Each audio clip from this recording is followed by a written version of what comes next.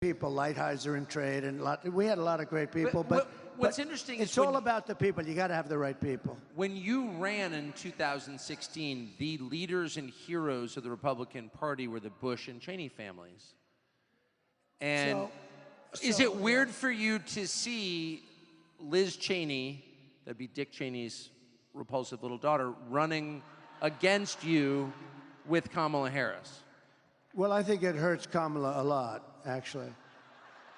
Look, she's a deranged person. The reason she doesn't like me is that she wanted to stay in Iraq. She wants to, tough person. You know, people get killed all over. She's real tough, right? They're not the tough people. Don't forget, I went against her, and in her state, which is a great, beautiful state, she lost for Congress with the highest number in history. There has never been a congressperson that lost by almost 40 points. And the reason is because if they were ever in that situation, they'd quit. And she lost. She was beaten by a tremendous person, actually, tremendous, that I backed fully.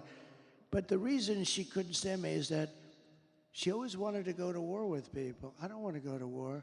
She wanted to stay in Syria. I took them out. She wanted to stay in Iraq. I took them out. I mean, if it were up to her, we'd be in 50 different countries. And number one, it's very dangerous. Number two, a lot of people get killed. And number three, I mean, it's very, very expensive. That's why we owe $36 trillion. It used to be you go to war, to the victor belong the spoils, right? In other words, if you beat a country, you own that country, you take the oil. We go to war, we bomb the crap out of it, and then we leave. It's almost like, what are we doing? What's going on? We bombed the whole Middle East, and then we left. What did we get? We got nothing. We destroyed. I mean, we bombed the hell out of everything. When they took out Iraq for 1,000 years with different names, you had Iran and Iraq, similar powers. They were the two big ones. And for 1,000 years, they would fight each other this way, this way, this way, then they'd rest. This way, then they'd rest. They were a self-check. Then one day we go in and bomb the hell out of one. We destroy one.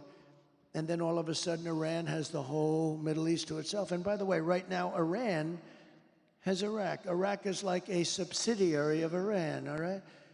We did so many bad moves. And her father was it. Her father was... I was very critical of her father for years. I'd never met him, but I'd say anybody that went into the Middle East I thought was stupid. And they say, convinced Bush. Bush, he was another beauty. But he supposedly convinced Bush to go in, him, Bolton, and some other lightweights, convinced them to go in. Let's go into the Middle East and destroy the whole place and kill millions of people. So they went in. But I was never a fan of Cheney. I was always very critical. And when I announced that, I was very critical, actually, not personally, but I said, he made a horrible mistake. What are these people doing? We spent 9 trillion with a T, not even with a B. Normally I say not million, billion, but now I say not billion, trillion. We spent $9 trillion bombing the hell out of the Middle East. And what the hell did we get other than lots of dead people, all over, including our people? We got nothing. So I was very critical of him. And then I announced I was running, and I was shocked that he was one of the first people. He endorsed me immediately. I said, that's amazing. But he had something that was very interesting. He had Scooter Libby. I mean, these are little stories that are interesting. Scooter Libby was a man that could have done great destruction to Bush. And they left him behind. He was given to the prosecutors. They prosecuted him rather violently. And he was almost like a sacrificial lamb.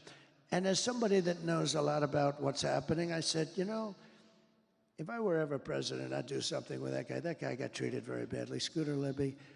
And when I became president, I actually called Dick Cheney. I said, let me ask you about Scooter Libby. He was best friends. He was begging Bush to give Scooter Libby a pardon. but Bush didn't have the courage to do it. You know, it takes courage to give a pardon. It does take a certain courage because the press comes after, you know, et cetera, et cetera. And he didn't have the courage to give him, he should have given him a pardon, but he didn't have the guts to do it. But Scooter, and what happened is Dick Cheney, for years, for a long time, hated Bush. And don't let anyone tell you, he hated. He said, you don't leave your wounded behind. And I understand that. And Scooter Libby really saved Bush because he could have said things that would have been very dangerous for Bush in terms of getting impeached, in terms of going to jail, in terms of bad things happening. But Scooter Libby didn't do that. And in all fairness to Cheney, I give him credit for this. He was very loyal to him, but he couldn't get Bush to do what he should have done. I came into government, and I did what they should have done. They didn't have the guts to do it. I did it. And Scooter Libby was pardoned. I gave him a pardon. And I never met Scooter Libby, by the way. Never talked to him before that. And I got a call from Scooter Libby after I did that. And he broke down in tears, thanking me so much.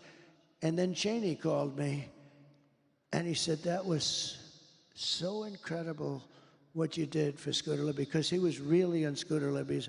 Scooter Libby took a lot of heat and took all of it and didn't say anything bad about Bush or Cheney or anything else. Could have done it, I know, because you have guys that do that, and you have guys that lie, which is worse, right? But you have guys that do that. But he was very loyal to them, and he suffered greatly. I released him. Cheney called me. He said, it's one of the nicest things I've ever seen done in politics. I said, look, I've heard for years he was treated unfairly. I've heard for years that Bush should have given him a pardon. All I did is do something that somebody else should have done. And Cheney was so, he said, I really want to thank you. He said, now I'm so glad that I actually endorsed you. It's amazing, but that you would do this. And I didn't speak to him about it. But then, go a couple of years forward or go now, and I don't blame him for sticking with his daughter, but his daughter is a very dumb individual, very dumb. She's a radical war hawk. Let's put her with a rifle standing there with 9 barrels shooting at her, okay? Let's see how she feels about it. When the guns are trained on her face. They're all war hawks when they're sitting in Washington in a nice building saying, oh, gee, let's send 10,000 troops right into the mouth of the enemy. But she's a stupid person. And I used to I'd have meetings with a lot of people, and she always wanted to go to war with people. So whether it's her, whether it's Dick, I was surprised a little bit with Dick Cheney. I didn't know him at all. I only had essentially the 1 or 2 phone calls, and it was only a call saying, thank you very much for doing that for Scooter Libby. That was nice. And Scooter Libby, by the way, was beyond that. He couldn't believe that it happened. Nobody would do it. They should have done that for him years before. But I was a little surprised because I actually thought that Dick Cheney would go with me over his daughter, and he didn't. And you know what? I understand it. It's your daughter, and you go. But she's a bad person. One other thing, they had the J6 committee, and I say this for the fake news back there. They learned a lot of phony things, like that I took on when I was in the car, take me to the Capitol, I said, according to this young lady. And then they said, sure, we won't do that. Well, number one, if I said it, they do it. But I had 2 people, Secret Service guys, both extremely rough guys. One was like a karate champion, one was a weightlifter. She said, I grabbed the one by the neck, and when I was rebuffed, I went over to the other one, and I grabbed him in a chokehold or something. And actually, no, but how ridiculous, okay? Just not my thing. You would know. Hey, we can be tough, but it's not my thing. I wouldn't do it.